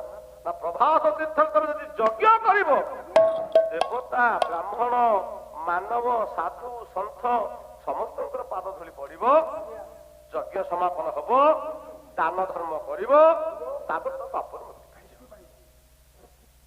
ଦେବ କହିଲେ ଦେବର୍ଷି ଆରେ ଆମେ ଯଜ୍ଞ କରିବୁ, କିଛି ଅସୁବିଧା ନାହିଁ, ମୋ ପୁଅ ମାନଙ୍କ କିଛି ଅଭାବ ନାହିଁ, ଯଜ୍ଞ ହେଇଯିବ, ଯଜ୍ଞ ପାଇଁ ସମସ୍ତ ଆୟୋଜନ ଉପଭୋଗ କରିଦେବେ। କିନ୍ତୁ ଗୋଟିଏ କଥା ଟିକେ ଏତେ କମ ସମୟରେ ହେଇପାରିବନି। କଣ? 3 ପୁରାଣ ନିମନ୍ତ୍ରଣ ଦେଇକି ତମେ ଆସିବ। ନିମନ୍ତ୍ରଣ ଦେବା କାମଟା କିନ୍ତୁ ହେଇପାରିବ, ଆମ ଦ୍ୱାରା ହେଇପାରିବନି। ଗୋଟେ କାମ କରିବ, ତମେ ଏଇ ନିମନ୍ତ୍ରଣ ଦାୟିତ୍ୱଟା ତମେ ନବ। 3 ପୁରାଣ ନିମନ୍ତ୍ରଣ ଦବ ଦେବର୍ଷି, ସବୁ ଜାଗାକୁ ଯିବ, କିନ୍ତୁ ଗୋପପୁରିଆ ଗୌଡକୁ ତମେ କଥାଏ ବାର୍ତ୍ତା ଦବ ନାହିଁ। କାହିଁକି ଜାଣିଛ? ସେଗୁଡା ଖାଲି ଶୁଣିଲେ ଦଳ ଦଳ ମାଡି ଆସିବେ, ଦଳ ମାଡି ଆସିବେ, ଯଜ୍ଞ କରେଇଦେବେନି। ପୁଅକୁ ନେଇଯିବେ ସାଙ୍ଗରେ, ଯଜ୍ଞ କରେଇଦେବେନି। ସେ ଗୋପପୁରିଆ ତମେ ଜଣେଇବ, ମାଡି ଆସିବ ଖାଇବା ପାଇଁ। ହଁ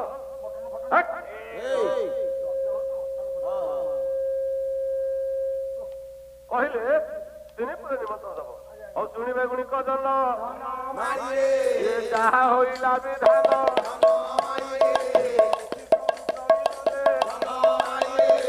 ପୁରେ ନିମନ୍ତ୍ରଣ ଦେଲେ, ମନରେ ଭାବନା କଲେ, ପୁର ଦେଖି ଯିବି ଭଲେ।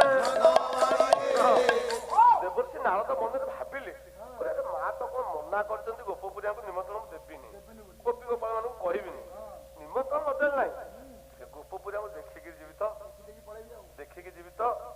ଗୋପପୁରର ମାହାତ୍ମ୍ୟ ଏତେ ଅଧିକ, ଆପଣ ଦେଖିବେ।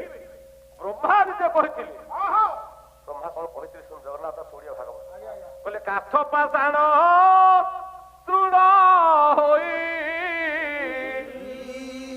ଗୋକୁଳେ ପଡ଼ିଥିବି ମୁହିଁ,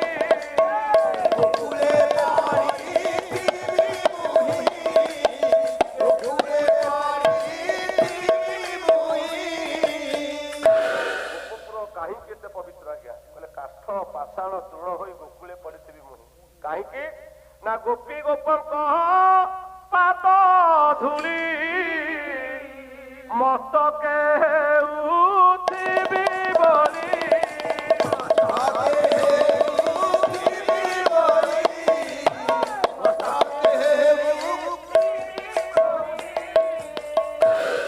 ଗୋପୀ ଗୋପାଳଙ୍କର ପାଦ ଧୂଳି ମୋ ମସ୍ତକରେ ବୋଳି ହଉଛି। ବ୍ରହ୍ମା କେଡେ ବଡ ଠାକୁର ମୋର, ସିଏ କହୁଛନ୍ତି ଗୋପୀ ଗୋପାଳ ମାନଙ୍କର ପାଦ ଧୂଳି ମୁଁ ମୋ ମସ୍ତକରେ ବୋଳି ହେଉଛି। କେତେ ପବିତ୍ର ସ୍ଥାନ ଅଛି ଗୋପପୁର ନା ନାଇଁ?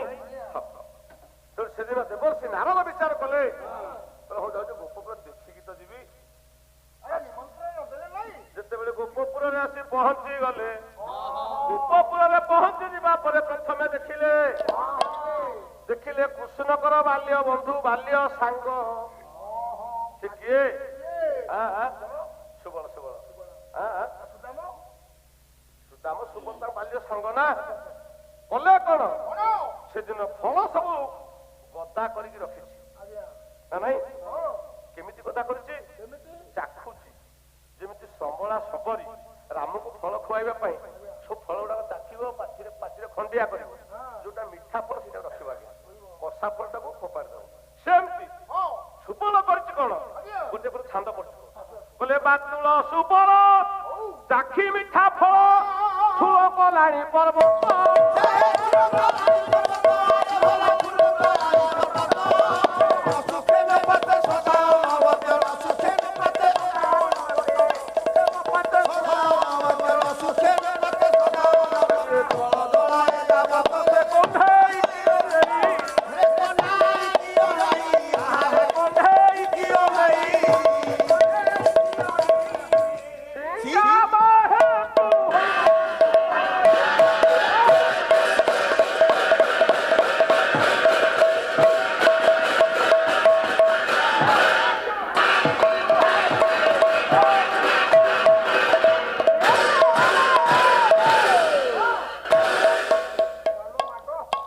ଦେବର୍ଷି ନାରଦ ମା ଗୋପପୁର ସିନା ଗଲେ, ଏ ରହ ଆଉ ସମୟ ତୋ କଥାକୁ ସମୟ ଅଛି କହିଲି ଗୋପପୁରରେ ପ୍ରବେଶ କରିବା ପରେ ଦେଖିଲେ ଗୋଟେ ସାଙ୍ଗ କୃଷ୍ଣଙ୍କର ବାଲ୍ୟ ସାଙ୍ଗ ସୁବଳ ସୁବଳ ଫଳ ବର୍ବାଦ ଆକାରରେ ଗଦେଇକି ରଖିଛି କହିଲେ ସୁବଳ ତୁ କାହା ପାଇଁ ଫଳ ରଖିଛୁ ରେ ଯାହା ପାଇଁ ରଖିଛୁ ସେ ଆଉ ଆସିବନି ଏ ଫଳ ସିଏ ଆଉ ଗ୍ରହଣ କରିବନି ସେ ତମ ସମସ୍ତଙ୍କୁ ଭୁଲି ଯାଇଛି ଏ ସୁବଳ କାହାକୁ ତମେ ଏତେ ଭଲ ପାଉଛ ରେ ତମେ ଯାହାକୁ ଭଲ ପାଉଛ ସବୁ ଦୃଶ୍ୟ ଦେଖି ସାରିଲା ପରେ ଭାବିଲେ ଦେବର୍ଷି କହିଲେ ଆରେ ମୁଁ ସିନା ପ୍ରଭୁଙ୍କୁ ମୁଣ୍ଡିଆ ମାରୁଛି ସବୁବେଳେ କହୁଛି ମୁଁ ବୁଝିଗଲି ଯେତେ ବଡ ଠକ ତାକୁ ମୁଁ ନଥିଲି ଜାଣି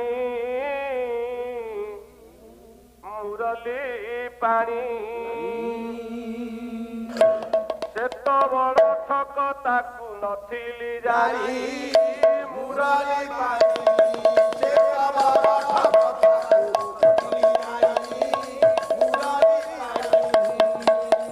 ପକି ମାତାକୁ ବନ୍ଦୀ ଘରେ ଛାଡ଼ି ପକି ମାତାକୁ ବନ୍ଦୀ ଘରେ ଛାଡ଼ି ପରେ ରହିଲା ସେ ନୀଳମଣି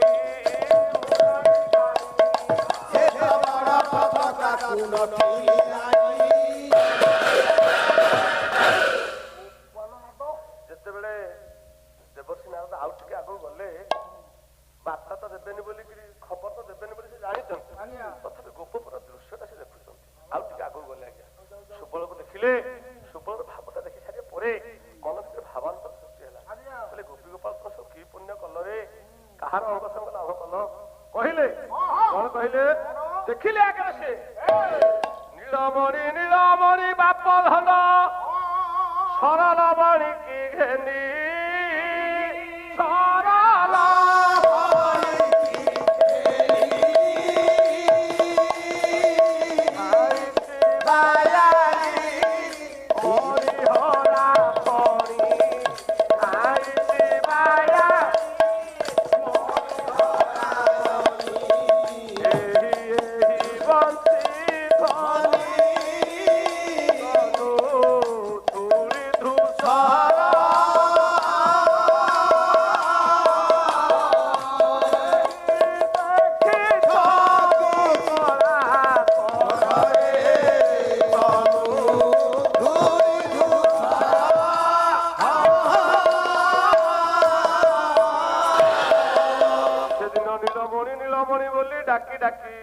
ସରଳମଣି ଧରି ଧାଇଛନ୍ତି ବାୟାଣୀ ଯଶୋଦା ଦେବର୍ଷି ନାରଦଙ୍କ ଦୃଷ୍ଟି ପଡିଗଲା ଦେବର୍ଷି ନାରଦ ଦେଖିଲେ କହିଲେ ମା ତୁ କାହାକୁ ଏତେ ଭଲ ପାଉଛୁ କାହିଁକି ତାକୁ ନୀଳମଣି ନୀଳମଣି ଡାକୁଛୁ ଏ ମା ତୋ ନୀଳମଣି ଆଉ ଫେରିବନି ତୋ ନୀଳମଣି ଆଉ ଆସିବନି ସେଦିନ କହୁଥାନ୍ତି ନନ୍ଦକୁ ଯଶୋଦା ପଛେ ପଛେ ନନ୍ଦ ଗୋଡେଇଛନ୍ତି ବାୟାଣୀ ହେଲୁ କି ବୋଲି ପଛେ ପଛେ ଧାଇଛନ୍ତି ବୃଦ୍ଧ ନନ୍ଦ ଗୋଡେଇଛନ୍ତି ନନ୍ଦ କହିଲେ ସିଏ କଣ ଆସିବ ତୁ ତାକୁ ଡାକୁଛୁ ଖୋଜୁଛୁ ସିଏ ଆଉ ଆସିବନି ଯଶୋଦା ଏତେ ବାୟାଣୀ ହେଇଯାଇଥିଲା ଯଶୋଦା କହିଲା ନାଇଁ ତମେ ଭୁଲ କହିଲ କାଲି ରାତିରେ ମୋ ପୁଅ ଆସିଥିଲା ମୋ ପାଖରେ ଶୋଇଲା ମୋ ବକ୍ଷ ଉପରେ ହାତ ପକେଇଲା ମୋରି କୋଳେ ଧରି ତାକୁ ଶୁଆଇ ଦେଲି କହିଲା ମା ମତେ ଗୀତ ଗାଇକି ଶୁଣେଇ ଦେ ଗୀତ ଗାଇଲେ ମୋ ପୁଅ ଶୁଣିଲା କହିଲା ମା ମତେ ଗୋଟେ ଗପ କହ ଗପ କହିଲେ ଶୁଣିଲା ସକାଳୁ ଦେଖିଲା ବେଳକୁ ଆଉ ନାହିଁ ପୁଣି ଠକି ଦେଇକି ଚାଲିଗଲା କେତେ ଭାବନା ଭିତରେ ଅଛି ଯଶୋଦା ଭାବୁଛି ନୀଳମଣି ମୋ ବାପା ସବୁ ଇଏ ଗୋପୀଙ୍କ ଘର ଘର ପଶିଯିବ ଯଶୋଦା ଆଜ୍ଞା କହିଲେ କେହି କଣ ମୋ ପୁଅକୁ ଲୁଚେଇ ରଖିଛ ଯିଏ ଲୁଚେଇକି ରଖିଛ ମୋ ପୁଅକୁ ମତେ ଦିଅ କେତେ ବାତ୍ସଲ୍ୟ ସ୍ନେହ ଭିତରେ ଯଶୋଦା କୃଷ୍ଣକୁ ଖୋଜୁଛି ଏତିକି ଦେବର୍ଷି ମା ମା ମୁଁ ତମର କୃଷ୍ଣର ବାର୍ତ୍ତା ନେଇକି ଆସିଛି ଦେବର୍ଷି ନାରଦ ଖାଲି କୃଷ୍ଣ ନାମ ଉଚ୍ଚାରଣ କରିଦେଲେ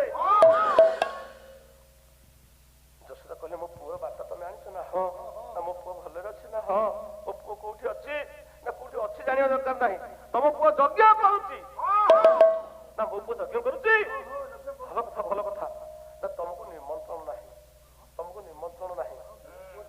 ଯଶୋଦା କେତେ ଭଲ ମା କେତେ ପୁଅକୁ ଭଲ ପାଏ ଆଜ୍ଞା କହିଲେ ଆମକୁ ନିମନ୍ତ୍ରଣ ହେବା କଣ ଦରକାର ମୋ ପୁଅ ଯଜ୍ଞ କରୁଛି ମତେ ବାପା ମାଙ୍କୁ ନିମନ୍ତ୍ରଣ ଦବ ପୁଅ ଯଦି ଝିଅ ବାହାଘର କଲା ମାଙ୍ଗଳିକ କାର୍ଯ୍ୟ କରୁଛି ବାପା ମାଙ୍କୁ ନିମନ୍ତ୍ରଣ ଦିଆ ହୁଏ କି ନା ନା ଦରକାର ନାହିଁ ନିମନ୍ତ୍ରଣ ଆମର କଣ ହବ ଆମେ ଗୋପପୁରକୁ ଅଛୁ ସମସ୍ତେ ଆମେ ଯିବୁ ପ୍ରଭାତ ତୀର୍ଥକୁ ଯିବୁ। ସେଦିନ ଯଶୋଦା ସ୍ୱୀକୃତି ଦେଲେ ଛାଡ଼ିଦେବା। ଭାଇମାନେ ଆସିଲେ, ମୁଁ ପ୍ରଶ୍ନ ଗୋଟିଏ ଦେଇଛେ, ଲକ୍ଷ୍ମୀ କୋଉଠି ରୁହନ୍ତି ନିଶ୍ଚଳ ହେଇକି, ଆଉ ଆମ ପାତ୍ର ବାବୁଙ୍କୁ ଛାଡ଼ିଛେ, ଲକ୍ଷ୍ମୀ କୋଉ ଜାଗା ଛାଡ଼ିକିରି ପଳାନ୍ତି, ରହିବେନି କୋଉ ଜାଗାରେ, ସେଇଟା କହିଛି। ଆଉ ଗୋଟିଏ କହିଛି ଖଗ ଆସନେ ଖଗପତି ଖସନ୍ତି ଲକ୍ଷ୍ମୀ ସରସ୍ୱତୀ, ଅର୍ଥ କରିଦେଇଛି, ଛାଡ଼ିକି ଯାଇଛି। ବୋଲେ ଗରୁଡ଼ ଆସନେ ମୁରାରୀ ଗୋପରେ ରଖିଲେ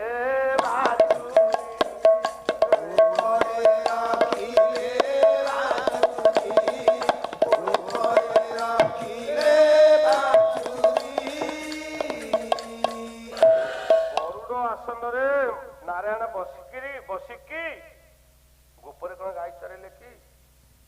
ସମ୍ଭବ ହବ କି? ତାହେଲେ ତା ଅର୍ଥଟା କଣ? ଆଉ ପାତ୍ରବାବୁ ତମେ କହିବ ପ୍ରଥମ ଦେଖାରେ ପ୍ରଥମ ରଜନୀରେ ବା ଅଧିବାସ ରଜନୀରେ ପ୍ରଶ୍ନ ଦେଲ, ଏ ତ 3 ଦିନିଆ ପାଲା ନା, ଆଉ ଗୋଟେ ଦିଟା ପ୍ରଶ୍ନ ଟିକେ ନହେଲେ କଣ ଆପଣ ମାନଙ୍କୁ ଭଲ ଲାଗିବ? ଆଉ ମୁଁ ମଧ୍ୟ ତମକୁ କହୁଛି ପାତ୍ର, ତମେ ମତେ ପ୍ରଶ୍ନ ଦବ, ମୁଁ ଯେ ଜାଣିଛି ବୋଲି ସବୁ ମୁଁ କହୁନି ଆଜ୍ଞା, ବିଦ୍ୟା ତ ଅନନ୍ତ, ସମସ୍ତେ ଆମେ ଜାଣିଛେ କି? ମୁଁ ଜାଣିଥିଲେ କହିବି, ନ ଜାଣିଥିଲେ ନ କହିବି, ଏତେ ଅସୁବିଧା କଣ ହେଲା? ହଉ, ଯିବା ସମୟରେ ଗୋପାଳ ସନ୍ତାନ କରୁଅଛି ଏହି ଅଳି, ବୀର ଦରବାରେ ଆନନ୍ଦରେ ହରି ବୋଲ ସଙ୍ଗେ ହୁଳହୁଳି, ଏ ହରି ବୋଲ ହୁଳହୁଳି ସ୍ୱନ ଆଜି ସଭା ପଡ଼ିବ ଉଛୁଳି,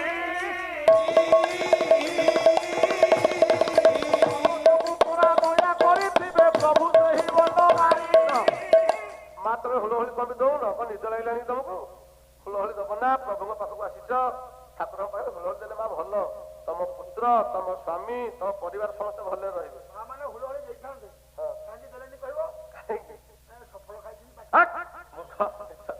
ନାଇଁ ମା ହୁଳହୁଳି ଦବ। ଆଉ ହୁଳହୁଳି ହରିବୋଲ ସ୍ୱନ ଆଜି ସଭା ପଡ଼ିବ ଉଛୁଳି, ସମସ୍ତଙ୍କୁ ପୁରା ଦୟା କରିଥିବେ ପ୍ରଭୁ ସେହି ବନ ଭାଇ,